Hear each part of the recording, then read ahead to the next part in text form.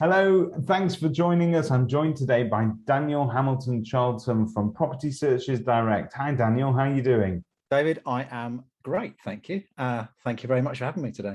Absolutely great to have you with us. Daniel, you and I have spoken before, and we've spoken off camera, so I have a flavor of what it is that you do, and your unique take on how we can improve certain areas of our industry, particularly around the conveyancing process. But why don't you give us a little bit of background how you why you started Property Searches Direct and what it aims to do? Yeah, it's a good question, David. We looked at why I set up Property Searches Direct was to give the home moving audience choice. We looked at the pinch points of some of the delays, some of the catastrophic delays in the conveyancing process, and thought, is there a better way? We had the luxury, I had the luxury to just take a step back from the coalface and see whether there was something else that we could be doing to make people's lives easier, to reduce stress, to hopefully improve their experience of moving home so that perhaps they consider doing it more than once every 23 years. But searches were the bane of people's lives.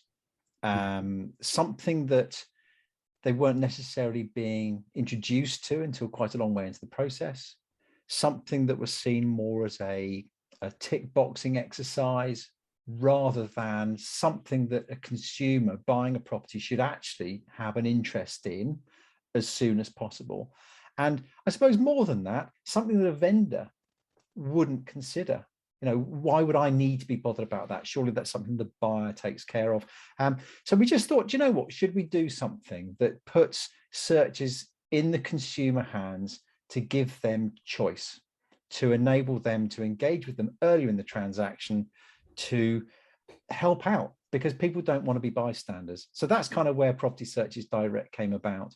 And we listened to the market. We looked at what we were doing. We've engaged with people moving home and asked them what their wants and needs are, what their appetite was to actually get involved in the process. And we were quite surprised at how engaged they were, how much appetite they had for knowledge, and how much they didn't know that the things that they weren't being presented with could actually impact on their timescales quite significantly. So we just said, okay, let's not go high tech at the outset. Let's just put some opportunities out there or some products out there that would enable people to get a grip of what they were doing. And now we're in the process of taking our messaging into the estate agency audience to say, actually, there's huge appetite. You kind of need to wake up and smell the coffee a little bit and say, actually, there is a slightly different way of doing things that can seriously impact upon your business model, your clients' enjoyment of actually moving home, and how quickly you can turn your pipelines over. So that's kind of where we came from. It's interesting there because you use the word catastrophic delays sometimes, and that's often true that we need to, as agents, understand that when people are moving home, the delays that are caused to them can be the difference between them getting the next move of their dream or not. Financially, it can make all the difference and it can be catastrophic. The other thing is that when we look to sort of try and take the pain out of the moving process, if you were to ask somebody how their house sale went, they'll never tell you that, oh, it just took ages for us to find a buyer, or the agent's photos weren't very good, or anything that the agent did up until that point. They will always talk to you about the conveyancing process because that is the bit that they remember was most painful. And so the question is whether or not from a conveyancer's point of view, we've probably not gone out of our way to explain or demystify that conveyancing process and actually explain to people, well, what are searches? How long do they last for? Can they be transferred? There's a lot of mystique over that area of what conveyancers have been doing for a long time. Yeah, totally. I would say the conveyancing market has definitely shown its own cracks over this last year. I think if you pressure test something, you can see what sort of gives. And I think the conveyancing market has definitely shown where the cracks are. But of course, the challenge has been everyone's been so busy. And as a business, trying to make a difference, I suppose it's been really frustrating. I suppose my really animated video with you all those months ago was right at the pinnacle of biggest frustration. Seeing the car crash happening and realizing that not enough people were doing anything about it. So yeah, those effing and jeffing moments were born out of for God's sake, seriously, because, you know, as a search supplier, we get screamed at. You know, we get screamed at by the people moving home because the estate agent said, oh, it's all the conveyancer's fault. And the conveyancer said it's all the search agent's fault. And we're going, hold on just a minute, right? You put the property on the market in January, you sold it in February, the searches were ordered in April, and we're now in May, getting close to June, and you're screaming at us. Yeah. There's a limit, you know, there's a limit to how much we can take. And that's probably why, well, it is one of the reasons why we said there has to be a better way, because we don't like being screamed at. And actually, when you explain the process to a client and say, had you been given the opportunity to know the impact that this would have on your transaction, had you been given the opportunity to make a difference, would you have done so? The answer is absolutely yes, I would. Yeah. Had you knowingly gone into this process, knowing that if you behaved in a slightly different way, the output would be dramatically different, would you have done something about it? Yes, I would. And then they say, well, why didn't the solicitor tell me about it? Why didn't my estate agent tell me about it? And I just had to say, well, they don't know, because, to be fair, everyone's so busy blaming somebody so that they end up with the good Trustpilot review, rather than saying, you're right, I should know more about this. I should have told you more about this at the outset. You know, I knew you'd be saying, you know, you'll be moving by June the 30th, but actually the reality is you couldn't possibly have done. And actually now in hindsight, there are things that we could have done.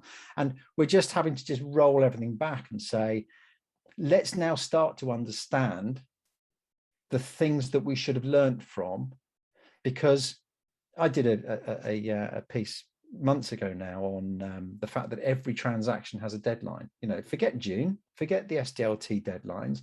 Every transaction has a deadline. Someone's moving for a reason. They're getting pregnant. So they're pregnant. They're getting married. They're divorcing. Someone's died. Their job relocation. Their new schools. Everyone's got a full deadline. gamut, isn't it? Yeah. Yeah. And when someone comes to you as an agent and says, the first thing you'd ask someone is, why are you moving? Why are you moving? Surely that's on everyone's agenda. Why are you moving? They'll come out with a reason. And that reason has some sort of time mark stamped into it that they, whether you believe it or not, are working to it. That everyone has an expectation of timescale. So unless you start talking about the logistics of that timescale and either supporting it by putting steps into place to enable them to hit it, or managing their expectations appropriately based on data that you have available to you to say, I can tell you now that won't happen, and these are the reasons why. And then managing expectations to set a new deadline or set a new expectation of deadline, then, you know, if you don't do that at the outset, there's a car crash waiting to happen. So all we're trying to say to agents is, look, there's a better level of understanding and there's a better level of customer service delivery just by being aware of the impact that things that you have thus far had nothing to do with, but by understanding what they are and how they're impacted and what the nuances in your area are, then you can deliver a better service. And sometimes the best way to deliver a great service is simply by managing someone's expectations. You know, because if you manage someone's expectations, they will be delighted when their expectations are met. And if that's timescale, then you better watch out. I've often wondered whether, because I have lots of conversations with conveyancers, and sometimes they know that a deadline is not going to be achievable, but they choose to only really impart that advice to the client very close to the deadline, because they feel that it's easier to sort of, or it's better to let them down perhaps after an amount of work has been done, rather than to manage those expectations up front. Are we saying, Daniel, that the cure is just starting the process early, or is it more nuanced than that? I think that's a big question. Why doesn't the conveyancer talk about the pitfalls sooner? Simply because if you ask a conveyancer how long is this going to take, they're going to say, there are so many third parties that we're reliant on, I couldn't possibly tell you. If it was just down to us, we'd have it done in X amount of time, but they can't. They're never, ever, ever going to commit to a timescale. They just won't. And the ones that do are literally hanging themselves out to dry when it doesn't get met because you told me it would happen by now. So no conveyancer is ever going to do that. So we've got to look at the component parts that are controllable. That's all we can do. We can all look at the bits that we can control. What can the conveyancer do to make themselves more effective? What can the client do to help out to make themselves more effective? What can the agent do to help out to make things more effective? And it's realizing that everyone's got a common goal. And the bit that's been missing over the last 12, 14 months is it feeling as though everyone's fighting against each other and there isn't actually a common goal. And of course there is. The conveyancer's not getting paid if people don't move. The estate agent's not getting paid if people don't move. And the client's not paying anyone if they don't move. Everyone wants to move. So actually everyone's direction is aligned. It's the fact that no one wants to take the blame for what might go wrong. And the estate agent will say, well, I did my bit because look, you've got a sold something, the contract board out. We were fantastic. Anything that goes wrong from now on is the conveyancer's fault. Yeah. And the conveyancer's then saying, well, look, we'll do our best bit, but there's so many third parties. So anything that goes wrong is someone else's fault. And everyone's trying to hand off the blame. So it's going to be a really difficult conversation once the horse has already bolted to say something might go wrong here. Yeah. And who's going to be brave enough to say that? So I always said the agent holds all the keys. When you're an agent delivering a service and you're effectively in that position of consult, where someone comes to you and says, this is what I want to achieve. If you've done your work and you understand the process, you understand the pitfalls in your area, you understand the challenges that the client's going to have, and you've had that conversation and have set expectations or have a clear understanding of timescales, no one's going to feel disappointed if they still decide to move because they've already set that expectation. I mean, let's just give you an example. I was looking at some of our figures today in terms of the expectations that a client might have on the 27th of August. So today's the 27th of August, David. Someone comes into your office or meets one of your guys and says, I want to move before Christmas. 27th of August, what do you reckon? So it's doable, isn't it? It should be, shouldn't it? Should be really doable. Yeah. So if we consider that on the 27th of August, you're in an area where the local authority search is taking 40 working days. Okay. Yeah. So if we order the search today, that search will come back on the 25th of October. Okay. Yeah. Sounds good, doesn't it? So let's bear in mind that today's the 27th of August. You take a property to the market. You promise those people they're going to move before Christmas. Oh yeah, get your Christmas stuff out of the loft, put it in boxes. You know, you're going to be moving it, celebrating your new house. And you take 2 weeks to sell it. Now, let's face it, we're coming into a market where things are going to slow down. You may not sell a property overnight. There's not a great deal of stock. There's not a great deal of appetite either. So we're going into a slightly cooler period. It may actually be normal as a market, but you take 2 weeks to sell the property. That client, your buyer, takes the end of that week or so to actually complete their paperwork, formally instruct that conveyancer. Now, the Conveyancing Association said that on average, a conveyancer won't order a local authority search until about 6.5 weeks into the transaction. Okay, so 6.5 weeks later, the searches are actually ordered. When do you think those searches come back? So, I'll tell you, 10th of January. Right, so that's missing that Christmas deadline. That's totally missing the deadline. And that's 27th of August in an area where your searches are taking 40 working days. And I can tell you now that they'll come back on the 10th of January. Now, they could indemnify. Okay, but if you think on day one, even if the buyer understood the challenges and the buyer bought those searches the day they agreed to buy that property, they could come back in October. If the vendor just took the stance and said, I'll just buy the local authority search, because let's face it, a drainage and water report takes 10 days, a ground report takes a couple of days, an environmental report can take 2 or 3 hours, chancellor indemnity policy will take a few hours. The local search is your problem. But if you order that and it takes 40 days and it comes back on the 25th of October, the buyer can go and buy the rest of their pack. The vendor spent their 130 quid on the local authority search that comes back on the 25th of October. Yeah. Are they moving before Christmas? Okay. Yeah. Right. So given that that's the case, then these are some sort of frequently asked questions for you guys, I'm sure. But there's a myth out there that searches have to be carried out by the buyer's solicitor only, that they can't be relied upon if a third party has commissioned them, and that they can't be extended. They have a ticker on them, and once they're gone, they're gone. Let's dispel the illusions. Right. So it isn't an illusion that a search needs to be, certainly Barclays, I read the Barclays policy only this week. Barclays require a search to be no older than 3 months old at the point of exchange and 6 months old at the point of completion. So it's not a myth, that they are a ticking time bomb. So whereas in the height of the frenzy, we were empowering vendors to buy their entire search pack, things were selling quickly, they had to move by the 30th of June to satisfy their buy. It was the absolute right thing to do because things were moving quickly. When we're migrating into a slightly slower market, we're taking the consultative view with clients individually to say, okay, unless you're really confident that things are going to sell quickly, it's really not advisable that you buy your entire search pack.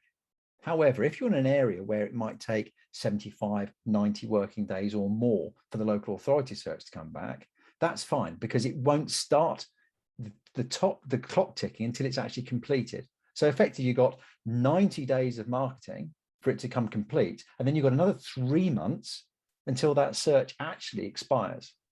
So you've got quite a long time. So there's still time to play with. But yeah, you've got, it is a conversation piece to have with people. Okay. But just bear in mind that even a buyer, at the day that you agree to sale to them, they buy their searches. You are saving on average 6.5 weeks, because that's the time point at which a conveyancer might get around to doing it.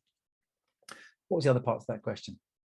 So yeah, effectively, we were talking about whether or not those searches are assignable. Assignable, yes, indeed. Yeah. So the other part of this is who can buy them. Now, a search is a search that is reputable, is search code compliant, and it's COPSO regulated.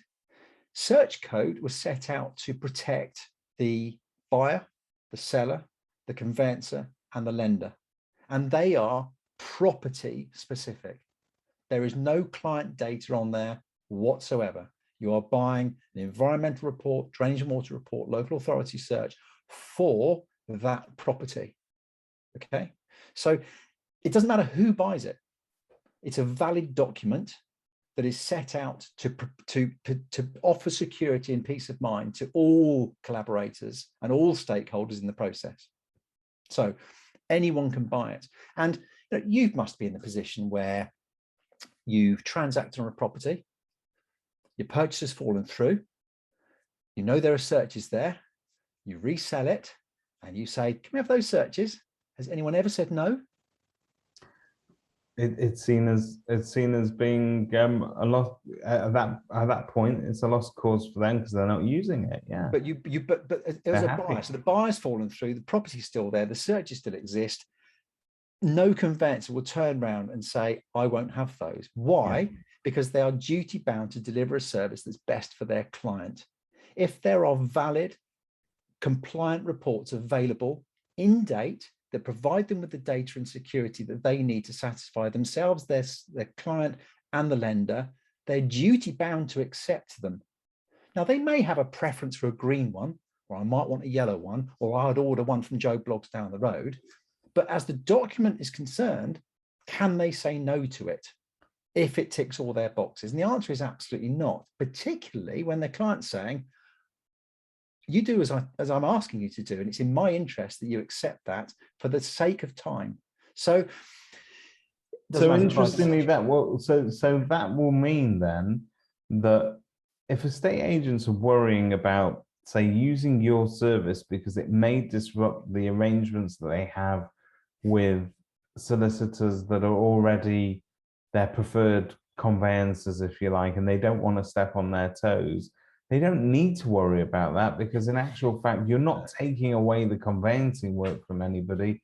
You're in fact enabling them to get their job done more efficiently and more quickly. Yeah, so let's look at that. And we've had a number of clients come to us saying, can you send a document to my conveyancer to put their mind at ease that I'm not buying some back alley piece of rubbish? And on our home movers page, you can now download a PDF document that provides appropriate links to the conveyancer. They can download draft copies of all our insurance policies, or the draft documentation to see exactly what they're getting, and evidence to say that each of the component parts are COPSO covered and search code compliant, all the rest of it. So it's as quick as that. We had a client only on Tuesday of this week that turned around and said, my client says I can't do that.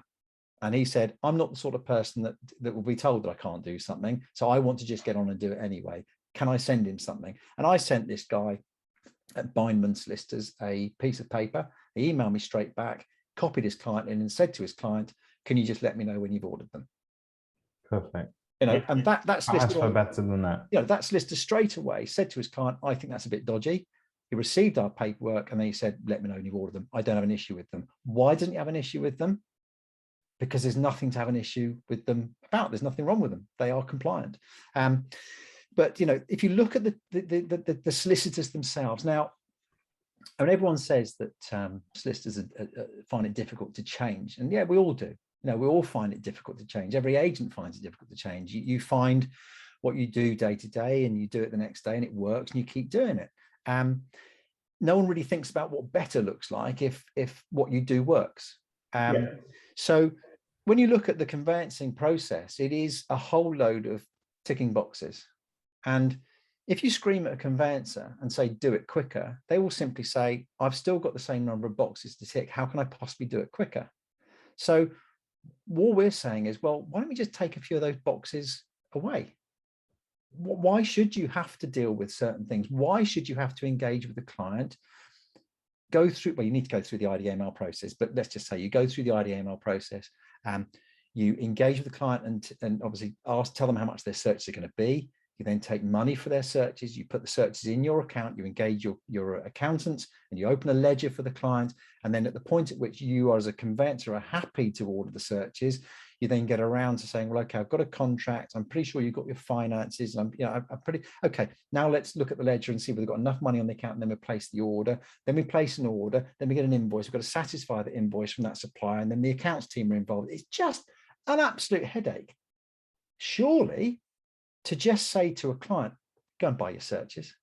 If you're confident you're buying that property and you can afford it and you're happy the vendor's selling to you, you can order your searches quicker than we as your conveyancer can. We don't need to take your money. We don't need to open a ledger. We don't need to panic about our PII insurance and getting the order wrong. You order them and get them delivered to us. It's interesting because the debate on whether or not estate agents should be encouraging their clients to become sale ready earlier in the process. So the best practice guide, I suppose, would be that if I go and visit you in your home, I value your property, and you say, yes, David, I'd like you to sell the house. I should then be having a chat with you and saying, listen, guys, the earlier you get on this, the better your chances are of cutting down the amount of time taken to convey your property. And it may actually stop a property from falling through, because you know, timescales are important to everybody, and the sooner you get on with this, the better.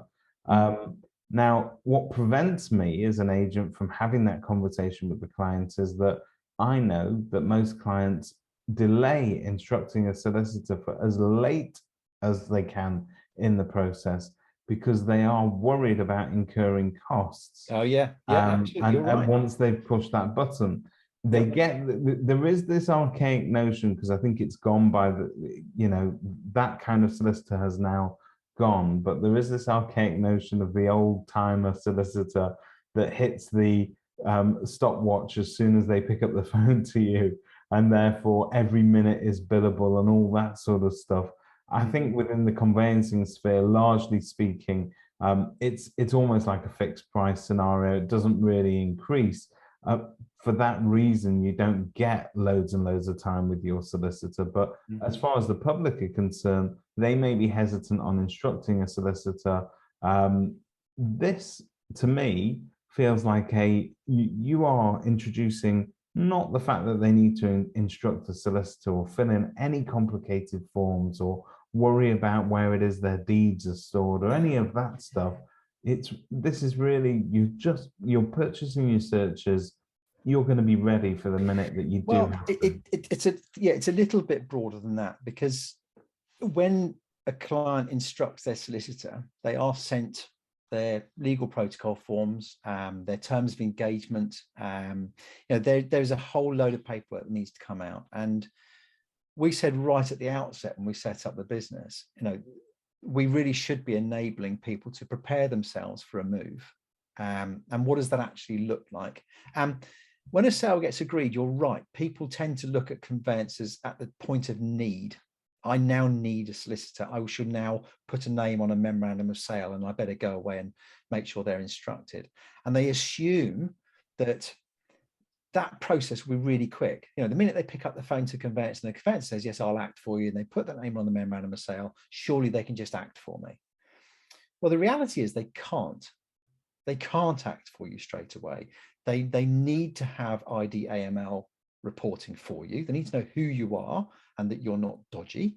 They need you to sign their terms of business that you need to read and sign and get back to them. And they need some information from you if you're transacting a sale. They need your property information form. They need your fixtures and contents form. And if it's leasehold, they need your leasehold information form.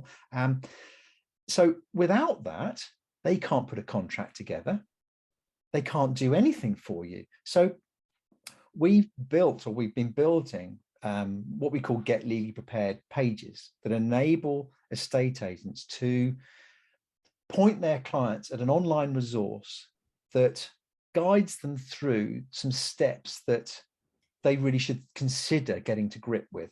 The first one is, of course, provide us with an ID AML report. And as estate agents, that's an administrative burden. You've got to identify these people. You've probably got to fund some sort of solution. And we've just said, look, let the client go to a page that's all branded yours and let them buy an ID AML reporting solution that they can do remotely. And the first thing you'll hear about them is a completed report in your secure dashboard, right? What does that tell you as an estate agent? If I was the estate agent, it tells me they're committed. Point one, how proactive are my clients? These guys have done their ID AML reports. They're a committed client. Point two is fill out your protocol forms, right? You don't need to instruct the conveyancer to do this. They're there. Start filling out your property information forms. Yeah. And as an agent, I'll be having a conversation with them, asking them to get on and do that. Why? There's information in there that's pertinent to me as your agent marketing it. I need to know about boundary disputes or enabling disputes or any challenges you've got with the property or building regs or the rest of it. And your property information form will guide you through some fairly simple to answer questions, but ask you to amass paperwork to support the completion of that form. Yeah, that's really important. It is really important. It's vital to it. And people that don't understand how vital the completion of those protocol forms are really missing the point. There's no point in saying you've instructed a solicitor and a memorandum of sale going out and everyone doing their sales progression if the client hasn't filled out their paperwork. There's no contract going out. Meanwhile, you've got a buyer who hasn't got to fill out any forms apart from agree terms of engagement and do their ID. The buyer sat there going, send my solicitor a contract. Why have you not sent my solicitor a contract? A week goes by. My solicitor still hasn't got a contract. As a buyer, I'm having doubts that you're serious about selling this property to me. Another week goes by. Now, this happens time and time again. It is a fall through waiting to happen, not through anyone's real fault, but because reasonable doubt has been sown into the buyer's mind that you're not serious about selling to them. and they're worried about not getting their dream home.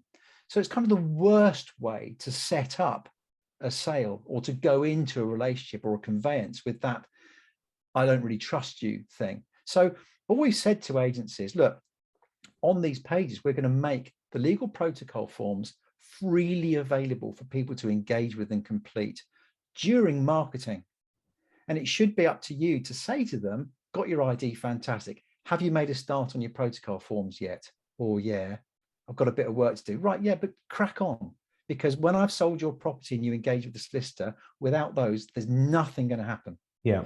So that's not to mention those protocol forms in themselves could be important to the agent during the marketing process, because it's not widely publicized, but it's a fact that agents have a duty to disclose anything that could materially affect somebody's decision to purchase the property or the value that they place on that property as well. Yeah.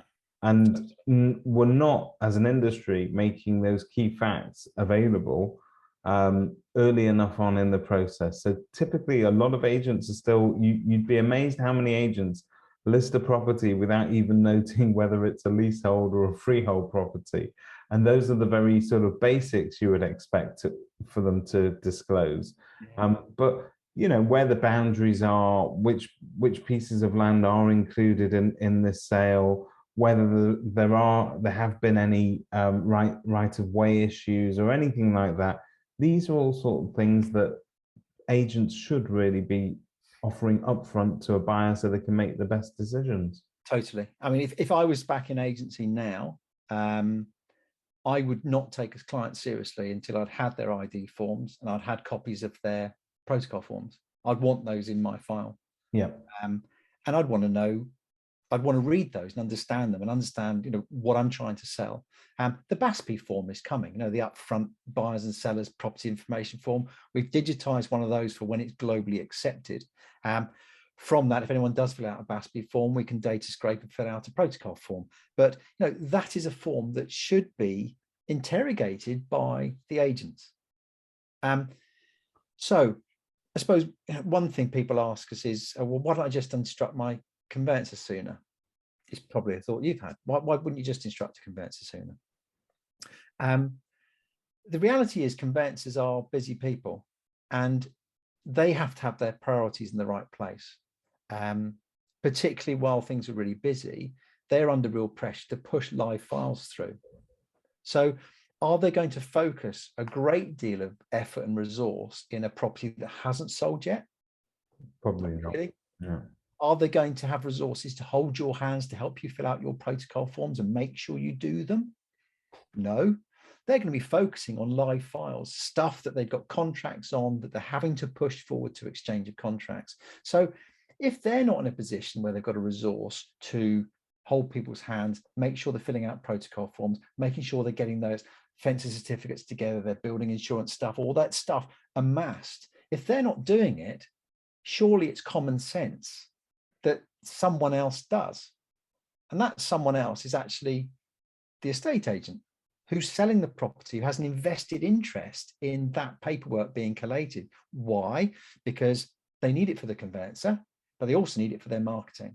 So just instructing a conveyancer when you go to the market is not going to set the world alight, because that's not the delay. I could instruct a solicitor today. Why? Because they could send me the terms of engagement, I could sign them and send them back, and I can give them all my protocol forms and say, there you go. And I can fill out CREDAS via an app today and have it land on their dashboard this afternoon, because that takes a matter of 3 or 4 minutes. But I couldn't do that if I hadn't even started filling out my paperwork yet.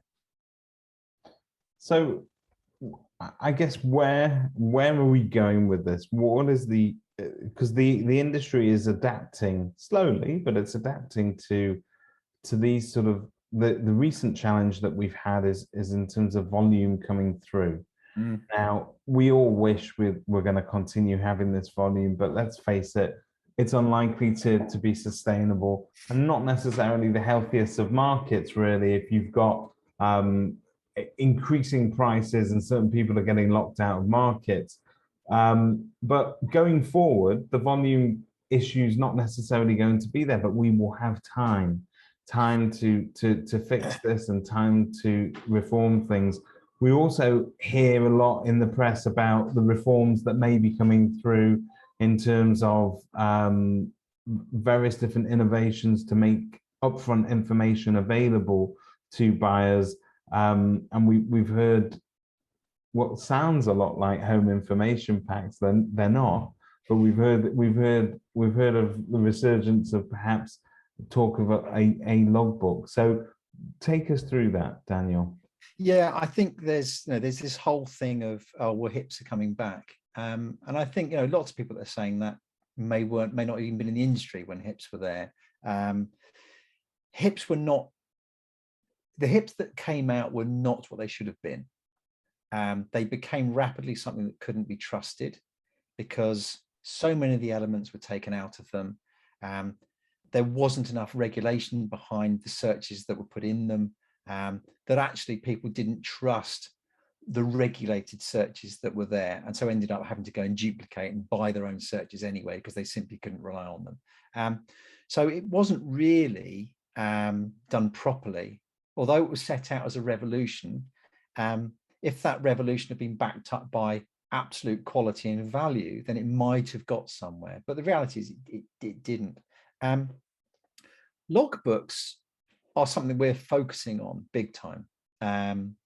Logbooks are not only a great marketing opportunity, and I'll touch on that in a moment, but logbooks are a vital digital engaging environment for homeowners or investors or anyone interested in property to collate all of their paperwork in a digital environment so that it's there for when they're thinking of selling.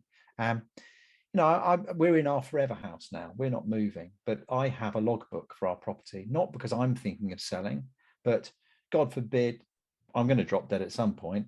My family are going to want to know what to do with the property. And I know that they can have access to our logbook, and in there will be all of the paperwork that they need. They don't need to ask me questions. They can't ask me questions. I'm dead. But all the stuff's in there. So typically, what is in your logbook now, Daniel? Well, my logbook at the moment reminds me of silly things like the MOTs due on the car. It reminds me when my buildings insurance is up for renewal. It reminds me when I ought to think about shopping around for the next fixed rate on my mortgage. When I log into it, it tells me what the market trends have done and what the current values might be. It reminds me whether my EPC is live or not. It reminds me of my council tax banding. It reminds me of my dimensions and it's got my fencer certificates in it. It's got my building control certificates in it. It's got everything related to do with my property. And at the point at which I were to think about selling my property, I would fill out my protocol form, and my protocol forms would be in there as well. My fixtures and contents would be in there. My leasehold information forms would be in there if I were leasehold. It is the hub of all things property related that people need to keep together. But invariably, they've either got it screwed up in a drawer somewhere, or they've got it filed in a Google Drive somewhere, or they've got it in, I put it in an email, but it's, have I got it in my sent items? Is it in my drive? I've got it somewhere. And we're just saying, look, it needs to be here. This needs to be your useful environment. So what we've built is, what we're building, what we're collaborating on is a digital environment, which is, I have to say, we had a bit of a beauty parade, and the environment that we're collaborating with is an absolutely stunning beast. I won't go as far as to say it's like Apple, but it's not going to come with an instruction booklet. We've given it to a few agents and said, just try with that. And all of them come back and gone, we get it. It's fantastic. What can we do with it? So that was very encouraging. The great thing is there's 28 million properties in the UK, and all of them have been digitized. You as an estate agent can brand your logbook on all of your postcode areas. And then you can invite your market to go and claim their logbook.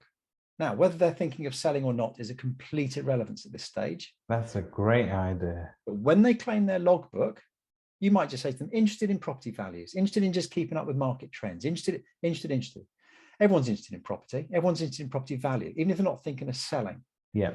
But when they log into their logbook and claim it as an owner, it tells them when it was last transacted. And based on when it was last transacted, it tells them what the value is likely to be. Now, I've extended mine. I put balconies on it. I've put new heating systems in. There's a lot we've done here. So I know that the figure that my logbook tells me may not be a fair reflection of market value based on what I would sell it for, but it's given me an idea of what the market trends have done since I bought it, right? What it has in there then is the agent's brand, front and center. So if someone logs into the logbook, have I got an EPC? All the stuff's in there already. Your EPC's in there, your price is there. The agent's details are there, and you can change the status to settled. It's your forever home. You could change the status to thinking of selling, or actively selling, or doing it up. And that status then is shared with the estate agent. So they can look on their dashboard. They can look at all the claimed digital environments. They can see all the statuses that have been set. And of course, the client that's looking in the logbook who is thinking of selling, if they change their status of thinking of selling, first thing it says is, right, here's the agent. Do you want to come out and ask them to come out and value your property? And while you're about it, here are some things that you really should be thinking about getting to grips with. You should be thinking about delivering an IDAML report to this agent to tell them you're serious about selling because you want to engage with them. Here are your protocol forms that you should fill out to get you ahead of the game. You need to have a conversation with us about searches, whether this is for you as a buyer buying a property, or whether you should think about getting ahead of the game when selling your property. It's a conversation piece, and start amassing all the paperwork and storing it in that environment. But the beauty for an agent is, I don't know what your postcode area is in your area, but you could leaflet all 7,000 of them and see how many of them get claimed and the status of each one of them. The beauty is, anyone that's got these environments, they can go on holiday down in Plymouth. Oh God, if that property ever came on the market, they can favorite it. That address is favorited in their logbook. And if that client claims it and changes the status to thinking of selling, the related agent's brand is flashed up. They're thinking of selling, and this is the agent that's likely to get hold of it. You want to register your details with them. I love it. I love it. Show me where to sign. This is great. This is great. So lots where have you been all my life? Yeah, here. But the beauty of it is it's a great, it's not a me. We're trying to be, it's a very selfless. It's a passive sort of. Yeah, it's a selfless branding thing. We're delivering component parts, but we want to drive change. We want to drive progressive behaviors and supportive behaviors for clients to know the things that they should be expecting to think about doing when selling their property. But also we can educate the agent to say, this is why the logbook looks like this. This is why it's taking the client on this path. So that logbook, presuming then that logbook is not necessarily personal to the agent, the client can still go on if they needed to or wanted to use another estate agent. Yeah. They could still use that logbook. They can invite companies into that environment. So they'll be able to say, I want to invite this agent in. So yeah, it may well be that you've fallen out with someone. They go, I'm never going to use them in a month of Sundays. Yeah. Well, they can invite another agent into that environment, and that agent can have the opportunity to participate in that. But we're giving all agents the opportunity to have all of their postcode areas branded. So, it's not unique to an agent, but when that client claims it, it's very much their logbook. But yeah, they can invite or exclude anyone they want. They can invite conveyancers into that environment as well, removal companies into that environment, wherever.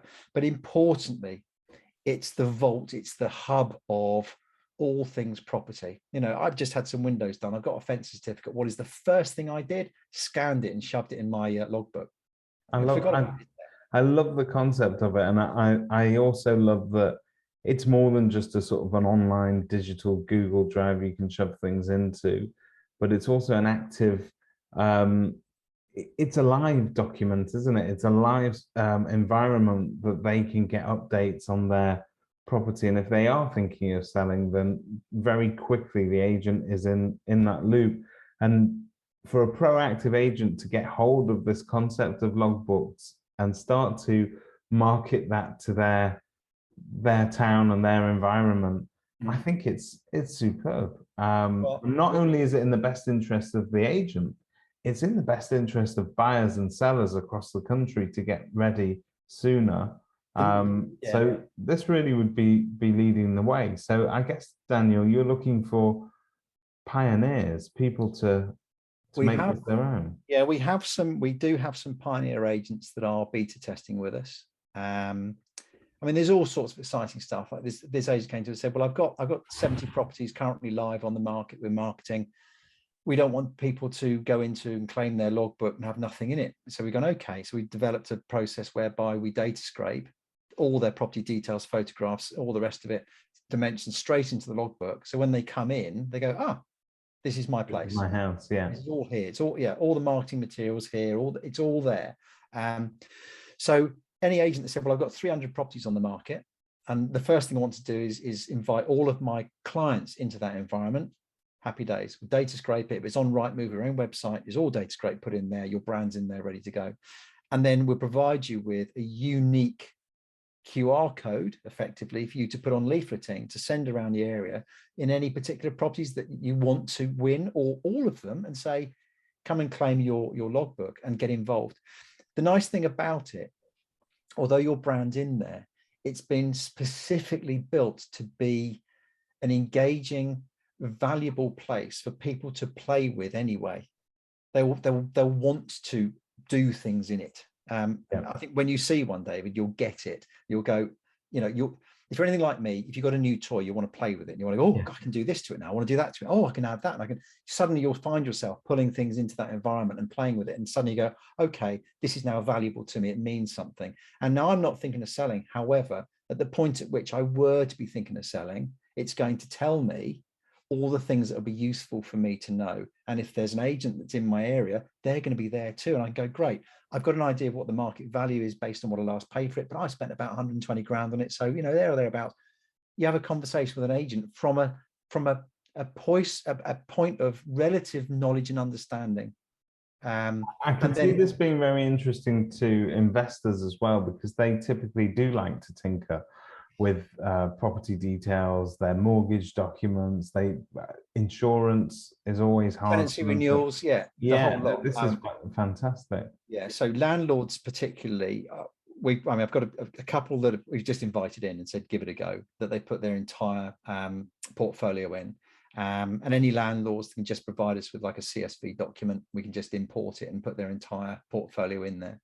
So it's almost like, I mean, perhaps it didn't start out this way, but it becomes a prospecting opportunity really for an agent as well. That was the idea really behind it. We see your success as an agent as our success. You know, if no one sells houses, no one's buying searches, right? But if we can provide marketing tools to progressive agents that want to drive change and want to take market share, then why on earth wouldn't we support that activity? Why wouldn't we put processes in place to make your lives easier to do that? So that's sort of where we've come from, really. It's very, very exciting, Daniel. There'll be a moment on this recording where you see me go, ha ha. This is what it's all about. Has it not happened yet? No. It is. It happened a few minutes ago. The minute you start talking about the logbooks and how they would work, a big smile hit my face, because I think if you are a progressive agent and you do want to drive new behaviors, we all do, but we're lazy. We are lazy because it's not. It may be broken, but it works enough for us to get sales through. And we need to be stronger with that, but we need the tools to be able to do it. So we need to encourage those behaviors and give people an incentive to do it. With the logbook, with the environment that you're creating, you're giving something tangible that people can actually log into. They own it. They own it. As they own their house, they own all of those details. And to me, it's genius, and I love it. I really do, and I get it, what it would do as an agent and how it can be used. But tell me, and perhaps for everybody watching today, in terms of your service in general, so the logbook side of things is not perhaps ready to roll out en masse, but it's coming soon. It's a few weeks away. Yeah. Okay, yeah. Fantastic. So really excited about that. But talk to us about what your services cost an agent, how they get involved with you, and typically Well, speaking, how quickly they can get on board with you. right now, the cost to an agent to work with us is zero. And we've had conversations internally to say, does that weaken the proposition? Do people see it as meaningless? Well, I'm not paying for it, so it can't have value.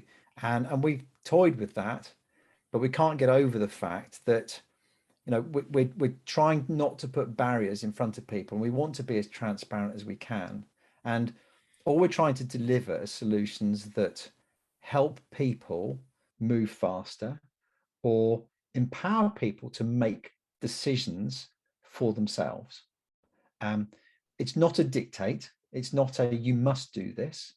It's a conversation that people will want to have about, this is the time frame I want to work to. Is it reasonable? Can I do it? What steps do I need to put in place to make that happen? And that may be a vendor, it may be a buyer, but everyone's got to go into this with their eyes wide open. So we've been building what I'd call our low tech solutions. Our low tech solutions are our Get Legally Prepared pages.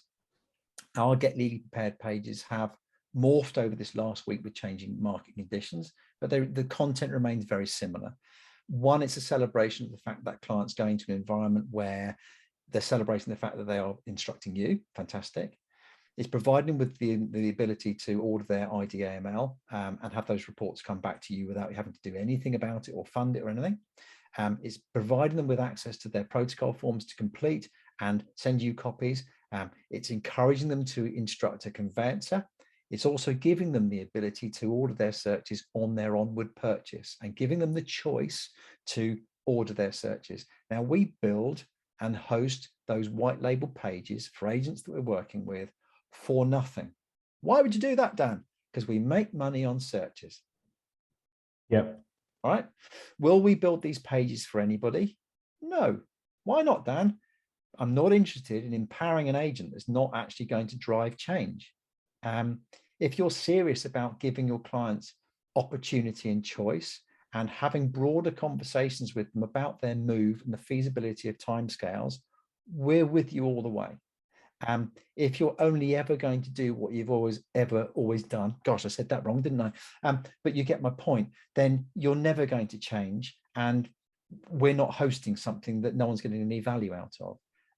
But to work with us and for us to support you and even provide some training with your team, some understanding about process to help explain about the search timescales in your area and what actually happens, absolutely for free, because that's what we want to do. My tombstone will say, hopefully, apart from he was an all right dad and he liked dogs and all the rest of it, but he made a difference to property transactions. I very much hope so, because we spoke off camera, if you like, about your passion, because we've had other interviews before and they've had a very different tone to them, and but you are passionate about positive change within the industry. There's a lot of people that say that they are, but they lack the ability to deliver it. But really, you're doing your best to drive behavioral change and to, because let's face it, these things didn't happen overnight. These processes and this stubbornness, it's ingrained in us for 50, 60 years of doing things the same way. Our marketing methods, those are all modern.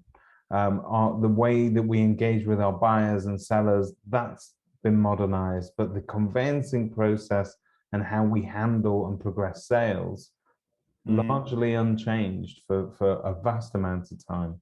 You're right. I've been saying that actually people's attitudes and behaviors are inherited.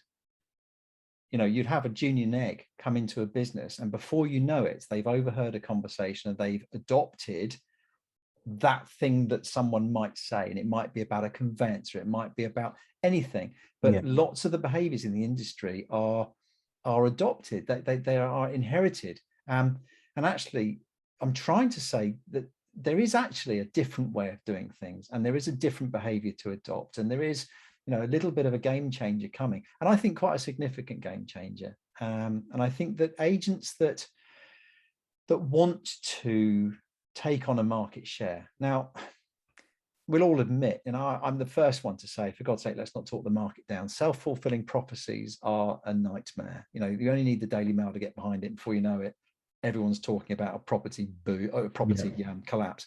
And I think that's unfair. I think that, yes, there is going to be a slowing, but bearing in mind, we've been driving at 180 miles down the 180 miles an hour down the motorway. We're now asked to do 70 miles an hour. It's going to feel slow, but it's going to be. We're typically, we as the British public now, and also our press, we're very fatalistic.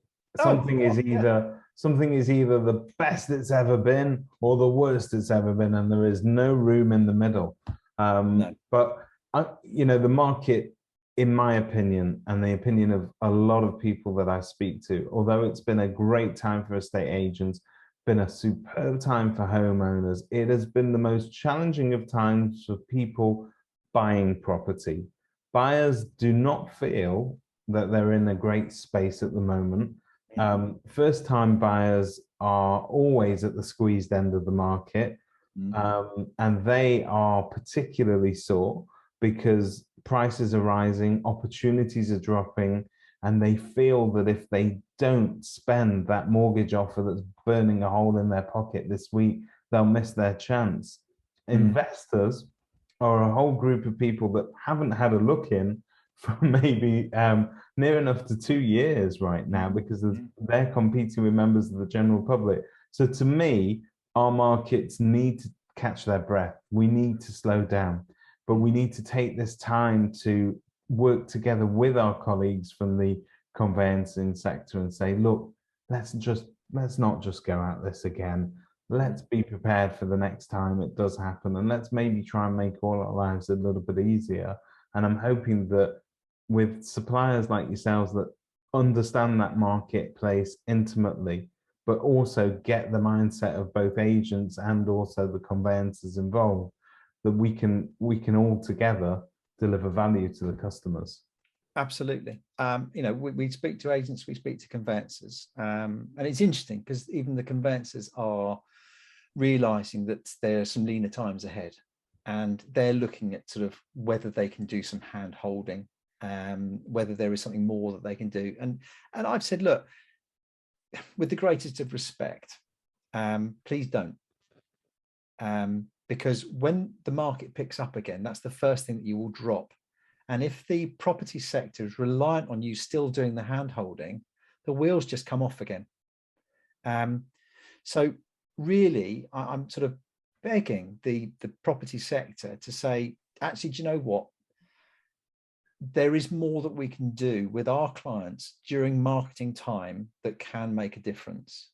And there are things that we should try and understand better so that we can convey messages to our clients that can help them understand why something might not go the way they expect it to, and not rely on the conveyancer to always pick up the pieces, because it's unfair to expect them to do so. But if we do, in a lean time, in a quiet time, have the conveyancers do that, then you'll still expect it at the point at which everything tears off again and everything's really busy and volume picks up and nothing will improve. So I'm saying, look, if things are going to go quieter, if we are going to have a little bit of time on our hands, let's just take that breath. Let's just take a step back. Let's do some listening. Let's engage with businesses like ourselves that are saying, look, I'm not trying to sell to you. I have no interest in selling to you as an estate agent.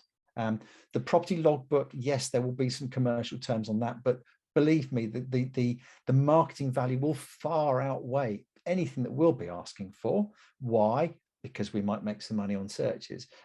So, you know, but we are saying, look, just take a step back, appreciate that the market is going to be changing and that there's more that can be done by you to make it a better place, to make it less stressful, to eliminate some of those fall throughs based on expectations not being met, and deliver better customer service.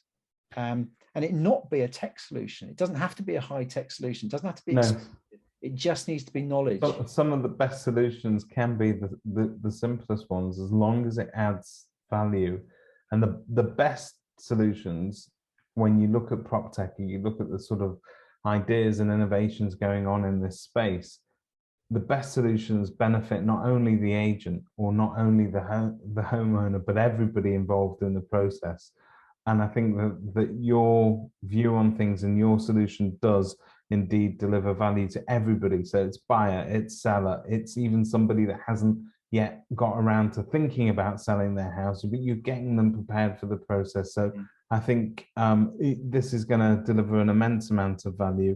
And again, Daniel is looking for and interested in engaging with agents that are progressive, that have got a willingness to help pitch in and change attitudes in our industry. And God knows there's a few of those out there, aren't there? I hope there are. And it's just having that self-belief and not being swayed by the lowest common denominator. And I mean that in the nicest possible way. But some agents will listen to all the great things, all the great advice, and, you know, understand it all and go, this is the right thing to do. I get it. You know, this is completely impartial. The clients can do this stuff. And they speak to the old boy conveyancer down the road that's always done it a different way, who says that's not a good idea. And before you know it, guess what? They go, oh, that's not a good idea. And it's having the confidence to say, actually, if that conveyance is not the right one for me and my clients, we need to go somewhere else. But let me give you a takeaway, David. Yeah. Bury Metropolitan, right? Your area. Yeah. How long are your searches taking in your area? You should know this because I've given you the link to the data, which we. Well, I wanted to be fresh and unprepared, Daniel. I'll tell you then. Well, look. 25 working days for a regulated search in your area, right? Which is the button that most conveyancers in your area will push, because that's what the search agents told them they should push every time. So 25 working days. Your local council will produce a council sourced search within 7. Right. Okay. So that knowledge of saying to a client, you're buying a property, what's your timescale? Your options are 25 working days for £130 local authority search, or 7 days. And I think the local council is charging £185. It's £55 difference, but 25 working days or 7 working days. Is that what they call a personal search? Is that what they mean? A personal search is a regulated search. So that takes a search agent to go into the council and look at the data themselves. Right. Okay. A council source search is reliant on council resources, so council staff doing it for you. Okay. Does every council offer that, or is that only certain? Every council will offer a council sourced search. The challenge we've got, or we've had over the past few months, is resourcing. In some council areas, we've had to put some big red flags up to say the resources in that building at the moment do not know what they're doing. They don't work in that property department. They are sourcing data they don't really understand, and it can't really be relied on. So although that may be a quicker solution, you're best off getting a search agent in there that knows what they're doing to do it for you, although it may take 5 or 6 days longer due to lack of access. But we kind of know those nuances. But yeah, all councils will provide a council source search. Some are quicker, some are slower. But in your area, if you took a property on today that's really saleable, yep, and you sold that sale agreed, it took a couple of weeks, 13th of September, get that sale agreed, board goes up. End of that week, the buyer instructs their solicitor. Searches are ordered in 6.5 weeks' time because they've left it to the conveyancer. Searches come back on the 3rd of November. Yeah. Right.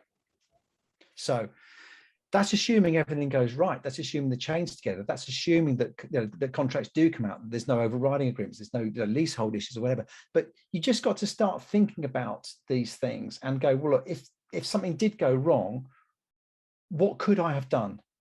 Did that 6.5 week delay to start ordering the searches, did that need to happen? No. And when I order the searches, am I prepared to wait 25 days or do I want it through in 7? And those are the conversations we're having with clients every single day. These are your options. What would you like to do? And that's all we're about. We're saying to agents, it is a conversation piece. And, you know, in areas where we talked about 30 plus working day council areas where we're saying, actually, if you left the process to the status quo, if you left it to the buyer's conveyancer, is a client coming to the market on the, where are we, 27th of August going to move before Christmas? All right, left to the status quo, the answer is no in Worcester City Council, Wiltshire Council, West Oxfordshire, Waverley Borough, Tunbridge and Malling, Tewkesbury, Tamworth, Sunderland, Stafford, South Staffordshire, South Cambridgeshire, Salford City, Royal Borough, Greenwich, Rosendale Borough, Rochdale Metropolitan, Plymouth City, Northumberland City, North West Leicestershire, North Warwickshire, Newcastle upon Tyne, Mansfield District, London Boroughs of Redbridge, Havering, Hackney, Camden, Barnet, Lichfield District, Lewes District, High Peak Borough, Gateshead Metropolitan, Forest of Dean, Flintshire County, Durham County, Dorset Councils, Weymouth, Portland Borough, West Dorset, Purbeck and North Dorset, Cotswold District, Central Bedfordshire, Cannock Chase, Cambridge City, Barnley Borough, Bridgend County, and Boston Borough Council. Wow, that sounded like the train line from hell. It is. That any agent in that area sticking to the status quo on the 27th of August, telling their clients, no problem at all, we're going to sell this overnight, you'll be in before Christmas. They can't say that unless the client takes control or the buyer takes control of those searches, because if they don't, they're not going to see those searches back till January. And if you're an agent watching this, you need to sit up and pay attention, because whether you like it or not, our markets are seasonal. So what happens is very often that you will take somebody on in the early spring and they want to get their move through by the summer. They want to be able to buy a house, move a house, maybe squeeze in a week of summer holiday and get the kids into that new school for the beginning of September. The people coming to the market at the beginning of September, their next deadline is, I want to be in the house for Christmas. And their vision is that they're going to be putting their Christmas tree up in the new home, and it's enough time. And we've always spoken about it being enough time to get people moved. So we start the marketing process at the end of August or the beginning of September. If we find you a buyer within 2 or 3 weeks, and let's face it, in this sort of marketplace, if the property is priced right and we've got the promotion right, we're going to be agreeing a sale for you. But you shouldn't take it for granted, because if we start this earlier, we get there sooner. But what will happen is the agent will pat themselves on the back. I did a fantastic job. When the wheels came off, it wasn't my problem. Well, that shouldn't be an excuse anymore. You know, you should be saying, let's make it my job to highlight any concerns that could possibly derail this transaction, and not leave it to the conveyancer to be perceived to be messing it up for you, because that's just not fair. You know, you're literally telling people that it'll be okay, I'll sell it tomorrow and it'll be okay. And anything goes wrong is the conveyancer's fault, when you know, or you should know, that actually it's out of their control.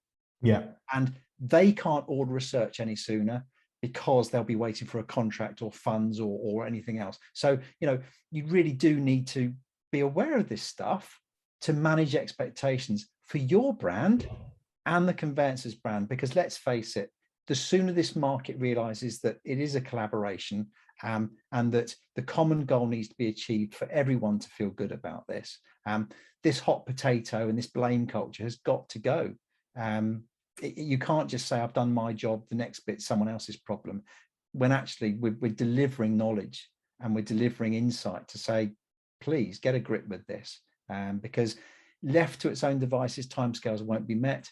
If processes are put in place and options are given to clients or buyers to do things sooner, timescales can be met.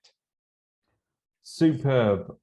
Be a part of the problem, or be a part of the solution.